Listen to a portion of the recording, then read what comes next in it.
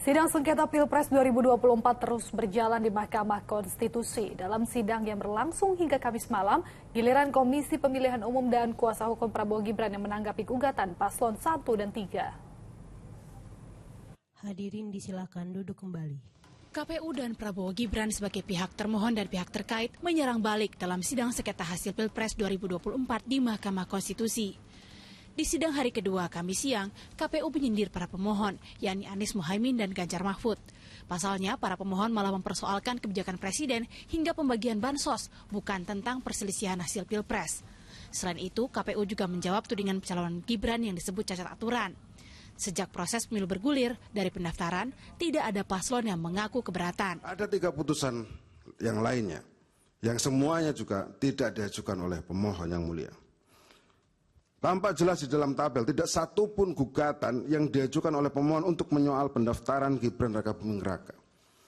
Bahwa terhadap keputusan KPU nomor 1632/2023 dan keputusan KPU nomor 1644/2023 juga tidak pernah dilayangkan permohonan pembatalan oleh permohon. Sementara itu di hadapan para hakim konstitusi, kuasa hukum Prabowo Gibran Yusril Ihza Mahendra juga menyindir pernyataan cawapres nomor urut 3 Mahfud MD.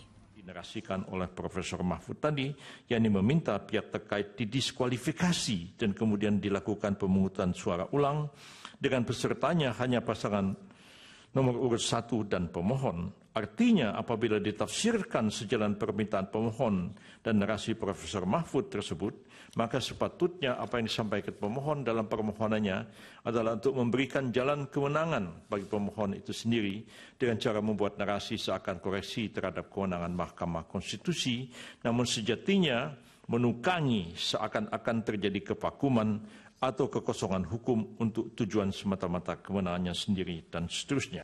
Yusril menyebut narasi Ganjar Mahfud dalam gugatannya ke MK menegasikan suara 96 juta lebih rakyat Indonesia untuk Prabowo Gibran. Tim Prabowo Gibran pun membantah seluruh tuduhan paslon 1 dan 3 serta meminta Majelis Hakim MK menolak seluruh gugatan mereka. Di hari yang sama, pada Kamis pagi, Guru Besar Universitas Indonesia Sulistiawati Irianto dan Akademisi Universitas Negeri Jakarta Ubedillah Badrun mewakili 303 warga sipil, akademisi dan guru besar dari berbagai universitas di tanah air menyampaikan amicus curiae kepada Mahkamah Konstitusi.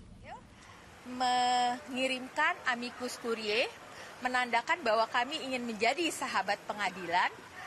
Kami berada di belakang para hakim untuk memberikan putusan yang adil.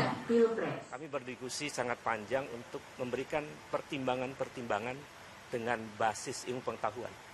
Jadi kami dari kampus punya prinsip yang kita pegang dan satu terminologi penting bahwa kenapa kami harus bersikap, karena kami punya academic freedom. Kami berharap ada pertemuan antara kebenaran ilmu pengetahuan dengan kebenaran dan keadilan di Mahkamah Konstitusi, agar 8 hakim itu mendengar pandangan kami sebagai sahabat pengadilan. Para pengirim amicus curiae ini menyatakan tidak terafiliasi politik dengan pihak manapun dan mengaku akan mengawasi seluruh proses persidangan sengketa Pilpres di MK hingga diputus 22 April mendatang. Tim Liputan 6 SCTV melaporkan dari Jakarta.